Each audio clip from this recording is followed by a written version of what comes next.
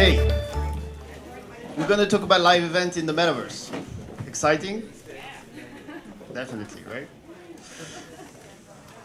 Okay, all right, so good morning. My name is Zach, and I'm the co-founder of Reality. My background is music and festival. About 12 years ago, I co-founded my first startup called Festicket, who is now one of the major players in the music festival space, competing with the Ticketmaster, etc., and working with about 3,000 music festivals, including some of the biggest brands out there, the Tomorrowland, the Coachella, the Glastonbury, the Ultra, that you might have heard of. So I know a little bit about live event and music festival on a large scale, because I have been working in this space for the past 12 years. And then I discovered the metaverse during COVID, obviously. And so I have been now quite involved in the metaverse space and live event in the metaverse since COVID started with Reality. So I'm going to first present you Reality, and then we're going to talk about the real topic. And it's connected, obviously. So the Reality is a no-code platform for virtual event creator. What we are working on is, and it soon will be available, hopefully in September. What we're working on is enabling metaverse event for everyone, right? Being able to create a metaverse event in matters of minutes. And through the platform, users will be able to basically choose which metaverse platform they want to distribute the event into. And then they'll be able to choose what type of buildings and what type of experience they want to have for the event, whether it's a festival stage, whether it's a big stadium, whether it's a conference center, all sorts of building. And then they will be able to customize the space, add the logos, add their colors, etc., branding, and then really quickly add features that they want to have in the event. And in matters of minutes, they will have a metaverse event build that they will be able to either start selling ticket for this event, if it's a paid-for event, through NFTs as ticket, obviously. Or if it's a free event, start with a unique link onboarding the entire community into the metaverse event really quickly. So we're working hard behind the scene, and hopefully it will be available in September. Okay, so we're going to talk about metaverse, and I'm going to try to define metaverse, but I'm sure you have heard a lot about metaverse in the past day or so. So for me, the metaverse is a vision. Right? So it's a vision because what we're currently experiencing in the metaverse, I think, will have nothing to do with what we will experience in the future in the metaverse. And so it's a vision, and it's a vision that started during COVID for me. And I think one of the most, and I think for everyone, one of the most painful things during COVID has been not being able to be physically together and be with their friends and their family, etc. And so if there is one promise that the metaverse, and the single most exciting thing about the metaverse, it's the ability to actually recreating meaningful human connection virtually. And I think that's quite powerful, because you can all of a sudden, from a click of a button, feel that you are part of a community and part of a group of people and not feeling alone anymore. Now, live event in the metaverse. We feel at Reality, and we're a bit biased, but we feel that the live event really give a purpose to the metaverse.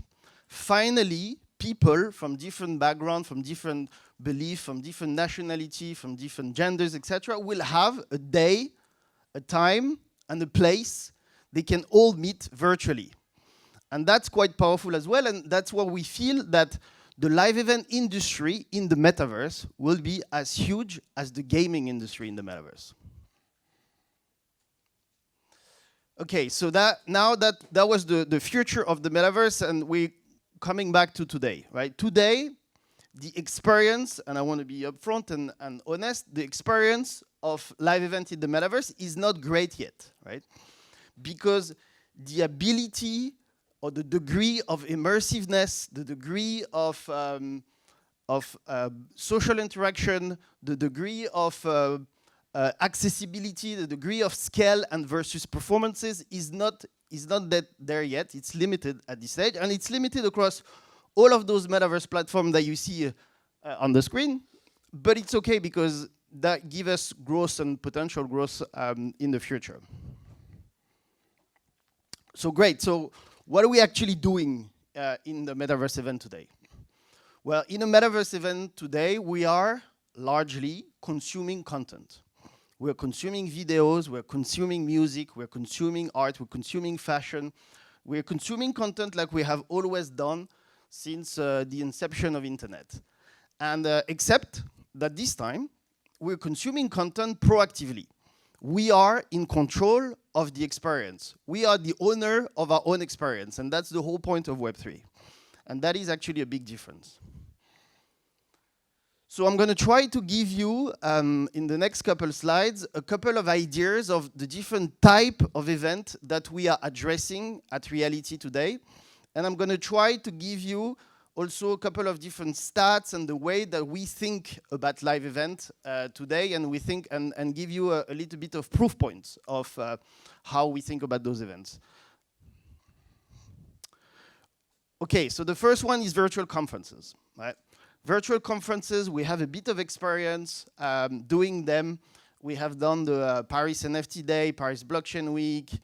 We have done the NFT Met Amsterdam conference, NFT movie festivals. We are doing today the Metaverse Summit. So if you all go to the Metaverse Summit website, you go to the homepage, you click access the live event, the Metaverse event, you'll be able to directly jump into our own experience. And please give us some feedback. We are doing more and more events. We have a lot of requests. And basically, this format makes sense, right? It makes sense because stats says that it makes sense. So if you take an event like Paris NFT Day, in one day, we had 3,500 participants, which is more than double what they have in the physical space, coming from 100 different countries, so quite global, and spending in average about 20 minutes in the experience, which is quite a good number considering of the actual numbers you can see in Decentraland and others. So it makes sense, and it makes sense also for the users and their journey inside the event, where the users arrive and there'll be access to a reception, welcome by a reception desk, they can get their PO-app, they can have access to the live stream, they can actually visit a lot of the sponsors and the exhibitors that you can see there, they can walk inside the virtual booth and start a conversation with the sponsors, they can have access to networking areas, networking rooms. So we've developed some cool things where we ask the avatar to add on top of their head the company name and job title, so they can actually have exchanges and stimulate networking. They can have NFT galleries, on-demand videos. They can actually mint a merch of the conference, etc. So the user journey actually makes sense, and increasingly, we are seeing more and more demand from conference organizers. And I feel that it's actually replacing a little bit the Web2 tools that you have seen in the past, the OPIN, etc. And more organizers want to do Metaverse event because it makes sense. Okay, music festival, right? That is a hard one. Obviously, it's my passion, and so we're taking the time to address this vertical, but our first event is coming in September. Now, the way that we look at this vertical is very simple. First of all, we are not going to try to make you feel like you are in a real life concert or event, right? Because we will fail, right? And so we're not going to try doing that, because actually in the metaverse is very different. It's actually complementary. And this is what I said to the organizers, it's complementary to the in real life event. And it's a different things, and you have to have different type of features. In the metaverse, you have to have engaging features. You need to bring your audience to be really, truly engaged with the experience and actually work on things and features that are not possible in real life, such as crazy avatar shows that you can see and blow your mind, such as discussing directly with the artists, discussing directly with the festival organizers, etc. Stuff basically that are not possible in real life, right? And that is the secret of making music festival or music event or concert work in the metaverse today. Art fairs, right? Art fairs, it's simple, right? Art fairs, it's simple because the feature offered by the metaverse makes sense for this format, right? Can you try to picture yourself walking in a real art gallery and having to ask the gallerist information about this painting or about this piece of art and prices and history, etc.? It'll be embarrassing, right? Or maybe you'll be too shy also to ask those questions. Well, in the metaverse, the good news is that all of those information are available from a click of a button. Directly, you can have access to all of those information. And so this format makes sense. And this is also why a lot of the actual metaverse platform have actually started designing art spaces as their first go-to-market, because this format actually makes sense and the feature offered by the metaverse makes sense with this format. Fashion show. Well, fashion show, it's another hard one, because fashion show, exactly like music, are a multi-sensorial experience in real life, right? So it's really, it's a really hard one to address in the metaverse today. I don't know how many of you have been to a fashion show in the metaverse. Can you guys raise your hands? Yeah, not a lot. So for example, I've attended the Metaverse Fashion Week in Decentraland. The feedback were, let's say, mixed, right? And again, the reason is because we cannot just passively receive content, right? It's really about making the users engage, making the users actually proactive in the experience, making them part of the experience itself. And so when we will be doing fashion show, and we have one coming up in August next month, and we will announce it quite soon with a big digital fashion designer startup and one of the biggest NFT community in the world. We will be doing a fashion show that is truly engaging and that offers features, again, that offer features that are completely different from a real fashion show, such as voting for the best looks, for example, being able to win stuff and merch and digital fashion clothes, and basically engaging with the designers, etc. So this is the idea today of working on a fashion show, is to really create special feature not available in a real fashion show. Corporate, my favorite. So corporate is my favorite because, again, the format makes a lot of sense, right? The format makes sense because nowadays corporations and companies have their staff working remotely, working from everywhere. And so how do you entertain this staff in this new world? How do you make them part of actually your company, and how do you get them together? Right, you're not going to invite them in a Zoom call, right? It will be ridiculous. So, so metaverse event for corporate makes sense internally, not only for fun and entertainment, but also for training, for onboarding. It actually starts making a lot of sense. And again, not only for internal, but also for client meeting, etc. And so we are seeing a lot of corporate, because a lot of corporate have actually moved in the metaverse, have bought land, etc. And we have seen a lot of corporate coming to us, and finally, with us, with Reality, they have a tool available to them to make use of the land and the strategy overall in the Web3. And so this format makes sense. We have done one event with BPI France. It was quite successful. It was the first event that was actually live in multiple metaverse at the same time. It was in Decentraland and it was in the gaming studio of Sandbox. And so that was quite cool. And we have quite a lot of requests from corporates wanting to do events in the metaverse. Okay, so I'm done. I should just add one more thing. Actually, for the presentation purpose, I've actually presented those events in a separate way with a slide, etc. But actually, increasingly from organizers, the boundaries between those type of events are blurry, and we get a lot of requests from people that want to do art and music and fashion and art. So the boundaries are actually blurry, but that's okay. If you want to do an event, feel free to email us, team@reality.live, and we will really love to work with you guys. Thank you very much. You have a question. You have time for a question? Yeah, no problem. Don't be shy. Hi, very interesting. I was always, thank you for the presentation, wondering why you set like the physical boundaries of the real world inside the metaverse, and why you don't go beyond. Is that because it limits the experience? People will be lost, or why do you create a stage? Why do you create wall? Why do you create floor in the metaverse?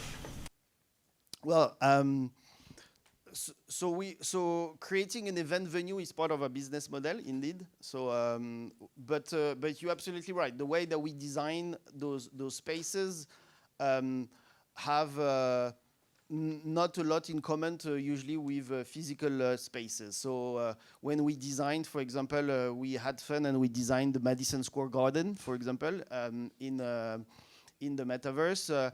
We didn't stick to the reality, right? We had platform floating around, we had cars around. We were not really bound by the physical space. And you're absolutely right. And as I said in the presentation, you don't have to be sticking to the physical boundaries, as you said. So that's a good point. Yes. Yes. How long does it take to create an event? That is, how long before you have to forecast your event? So today, we're building event manually because the platform reality is not yet live. And it will take anywhere, depending on the complexity of the event and the different type of features that we will think about implementing, 4 to 6 weeks. Now, tomorrow, from September, when the platform will be live, it will be immediate, right? You'll be able to create your event really quickly in a very user-friendly journey, and you'll be able to do that really quickly. So then you will have to have a fee to access to the platform? So you will have access to a Web2 platform that really drive an easy user journey, and that will allow you every step of the way to actually choose what type of experience you want to have and choose features and add things around, etc. And that's the whole point of making actually the metaverse event mainstream. Yes. How do you promise an engagement with an artist, like for example in a concert, and you have Justin Bieber, which is not nowhere near accessible in the public? How do you engage in the metaverse? Because you mentioned this, that we can engage with The artist, yeah. But how do you promise to be able to engage with an artist where it's going to be probably a robot behind it? Okay, so I think the first thing is you have to differentiate building a metaverse twin of an actual physical event and building a metaverse event only, right? If you do a metaverse event only, right, what you can do is have the artist, because the artist is not performing actually live, have the artist available through tools to allow him to be engaged in the audience instead of actually performing. That's the way I look at it. But as I said, the future of the metaverse and what's really exciting is going to evolve a lot, right? And we're going to have, ultimately, and we have companies that are working on that, on having actually event live and concert live that will be live also in the metaverse. But because we are not there yet, the way that we are addressing it is to make it to make tools and features that really engage the audience, and that is the way we look at it. Thank you, Zach. One more round of applause. It sounds like there's more questions, so maybe you can ask in the back of the room. Cool, let's get the next panel. Okay, thank you guys.